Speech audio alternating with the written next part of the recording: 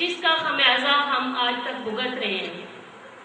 انہوں نے بغیر ہیل و اجر کے سندھ اسمبلی غیر جمہوری انداز سے ڈیزولو کی، انہوں نے خان صاحب کی منسٹری کو ختم کر دیا، اور اس طرح میں کہوں گی کہ جمہوریت پہ پہلا شب خون مارا گیا جو کہ لوگوں کی عدالت سے منتخب ہو کے آئے تھے۔ اور جب یہ اسپیس کریٹ ہوا، اور اگر آپ دیکھیں 1947 سے لے کے 1958 تک تو کوئی آئین نہیں بن سکا، اور خود قائد اعظم کی موجودگی میں جو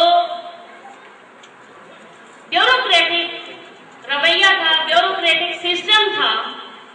وہ جو ہے اس کے تحت اس ملک کو چلایا گیا۔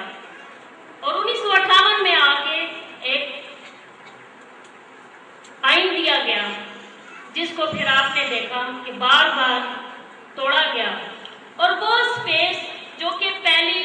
منتخب اسمبلی سندھ اسمبلی خان صاحب کی وزارت کو ڈیزولو کرنے سے کریٹ ہوا، وہ ایک اسپیس کریٹ ہوا جس کو آگے بڑھ کے ملٹری بیوروکریسی، سول بیوروکریسی نے فل کیا۔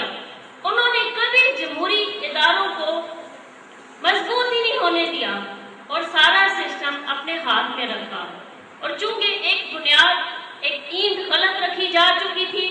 اسی پہ مملکت خداداد پاکستان کا جو ہے ابھی تک ڈھانچہ کھڑا ہے، جو کسی صورت جو ہے وہ ٹھیک نہیں ہو رہا۔ پھر اگر آپ دیکھیں تو جتنے بھی ڈکٹیٹر آئے ہیں، انہوں نے ایک اور بات ہوئی کہ اس سے پہلے جو ہے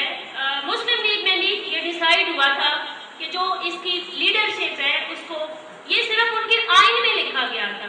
پریکٹیکلی ایسا نہیں ہوا تھا کہ اس کی جتنی بھی لیڈرشپ ہے وہ ڈیموکریٹیکلی الیکٹ ہوگی۔ لیکن پھر آپ تاریخ اٹھا کے دیکھیں کہ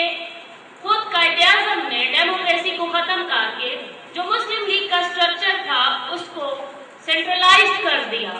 سینٹرلائز کرنے کا مطلب یہ ہے کہ وہی گنے چنے جو شرفاء تھے، جو امراء تھے، جو نواب تھے، جو اس وقت کی ایلیٹ تھی، انہوں نے وہی پارٹی کی لیڈرشپ تھی، انہوں نے نیچے ورکرز کو ڈیولپ نہیں ہونے دیا، اور یہی وجہ ہے کہ صحیح معنوں میں جمہوری یا ڈیموکریٹک جو لیڈرشپ ہے وہ جو ہے وہ پیدا نہیں ہو سکی، اور ایک مرثی سیاست کا جو آغاز ہے وہ ہوا جو آج تک قائم ہے۔